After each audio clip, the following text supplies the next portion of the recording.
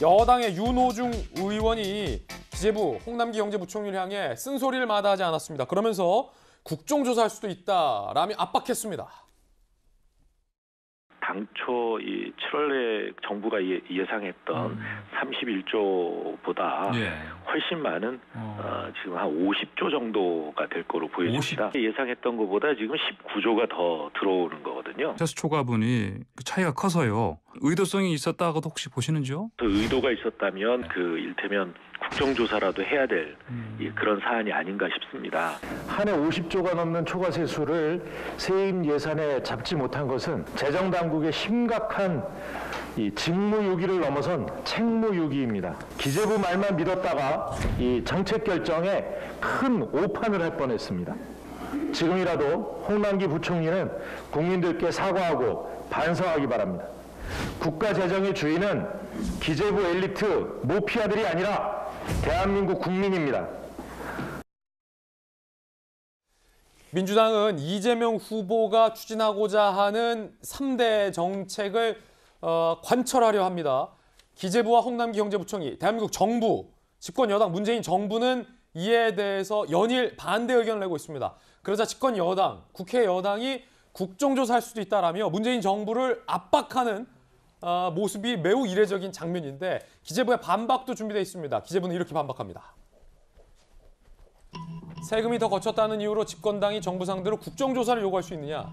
세금이 예상보다 많이 거칠 예정이라 전 국민 지원금을 지급할 돈이 있는데 기재부가 거부한다고 비난하기 위한 여당의 작전 아니겠냐라고 부글부글한 반응을 보이고 있습니다. 그리고 세금이 많이 거쳐도 이례적인 적자 재정 상황은 변함이 없다라는 게 기재부의 논리입니다. 자, 일단 청와대 출입기자 출신의 이재명 기자. 민주당이 집권 여당이고 문재인 정부를 탄생시킨 여당이고 몇 년 전 총선 때 단일 대우를 했었던 게 선명한데 문재인 정부를 향해서 국정조사를 요구하는 모습이 조금 생소합니다. 어떻게 봐야 합니까? 생소한 정도가 아니라 전 여당이 정부의 기재부를 상대로 국정조사를 하겠다고 윽박을 지른 게 처음이 아닐까 싶은 생각도 들어요. 처음이다. 글쎄 뭐 전에 앞선 사례가 전례가 있을지 모르겠지만 제가 기억나는 전례가 없기 때문에 여당이 이렇게까지 강하게 정부를 압박하는 것 자체를 참 본 적이 없다 이런 생각이 드는데 뭐 사실 먼저 근데 지금 그러니까 이 10조가 19조로 늘어났다는 게 그러니까 7월 달에 올해 7월 달에 이제 그 추가 경정 예산을 편성하면서 31조를 편성했죠. 그때 기재부가 예상했던 게 10조 정도 추가 세수가 들어올 거다 예상했는데 그걸 보니까 지금 19조가 들어왔다는 겁니다. 근데 이게 기재부가 잘못한 겁니까? 전 그 자체가 첫 번째 이해가 안 된다. 기재부가 잘못한 게 아니죠.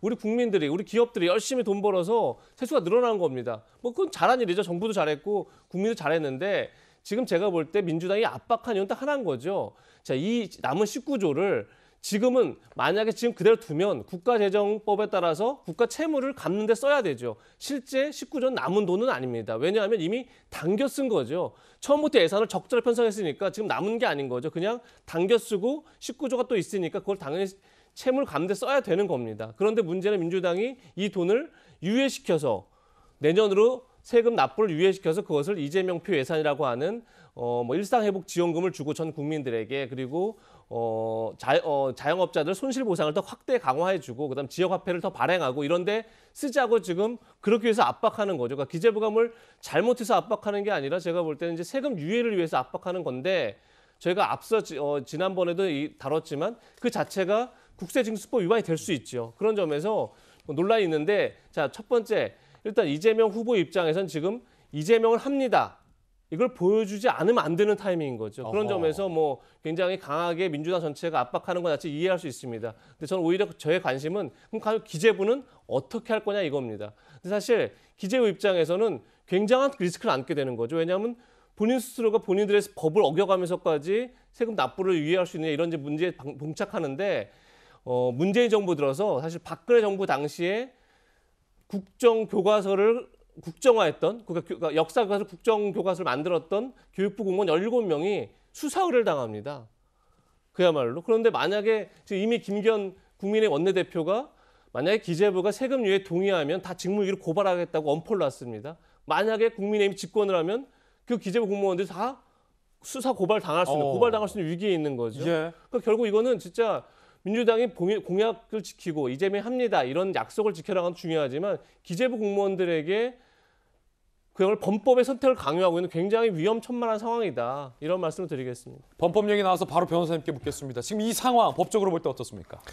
일단은 기재부 입장에서는요, 추가로 거친 그 돈이 세수가 50조가 된다라고 하는 게 굉장히 불편한 일이에요. 왜냐하면 그 50조를 누가 냈습니까? 일반 국민들이 냈다고요. 그렇기 때문에 기재부 입장에서는 돈을 많이 걷었다라고 하는 게 이게 일을 잘했다는 게 아니고, 그렇다라고 하면 뭔가 누군가 국민들이 더 그만큼 애쓰고 고생했다는 그런 이야기가 되기 때문에, 제가 이제 기재부 공무원들 많이 아는데 그 기재부 공무원들은 처음에 생각했던 만큼만 예산이 들어와야지 그게 더 합리적이고 편한 거지, 이렇게 막 30조, 50조씩 이렇게 했다라고 하는 것은 예측을 잘못했거나 뭔가 이상이 있다, 그런 이야기를 갖다 하는 거고요. 그 다음에 이제 모피아 이야기를 갖다가 했는데, 제가 봤을 때 엄격하게 말하면 저 이야기도 또 맞지가 않아요. 왜냐하면 지금 기획재정부 아니겠습니까? 이 기획재정부는 옛날에 두 부서가 합쳐진 건데요. 재무부하고 경제기획원하고 합쳐진 거예요. 그래가지고 경제기획원을 옛날에 EPB라고 했는데, EPB의 핵심이 예산실이었는데 그 예산실에서 이러한 것들을 갖다 쭉 하는 거기 때문에, 그래서 예산실 입장에서는 어떻게든 그 나라의 곳간을 잡고 있는 그러한 그 부서이기 때문에 공무원들이 다들 그 예산실 가가지고 예산 한 푼이라도 더 따려고 노력하지 않습니까? 하지만 예산실에서는 그 엄격하게 다 자른다고요. 진짜 자기 할 일을 제대로 하고 있는 것인데 거기에 대해서 정치적인 논리로 이렇게 그 압박하는 것은 국민의 한 사람으로서 사실 굉장히 좀 걱정이 되고, 왜냐하면 제가 나라 빚이 이제 좀 있으면 뭐 1000조가 된다, 1100조가 된다라고 그러는데, 그런 것들을 일반 사람들이 걱정하게끔 만드는 것은 정부가 할 일은 적어도 아니다. 저는 그 생각입니다. 지금 두 분의 의견은 집권 여당이 국정조사 카드를 빌미로 기재부 공무원들에게 범법 행위를 강조하고 있다라는 지적에 대해서 지적을 해주셨는데, 자, 그럼 집권 여당 전재수 의원께도 묻겠습니다. 오늘날 큰 정부의 시대가 와 있습니다. 이미 큰 정부의 시대가 와 있습니다.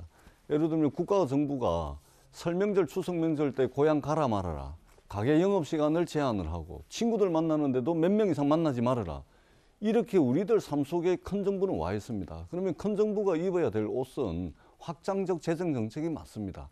더 적극적인 정부의 재정 정책이 필요합니다. 지난 7월 달에 당정이 추경을 할 때 애초에 추가 세수가 31조 정도 되는 것으로 예측을 했습니다. 근데 알고 봤더니 50조죠. 19조가 더 늘었습니다.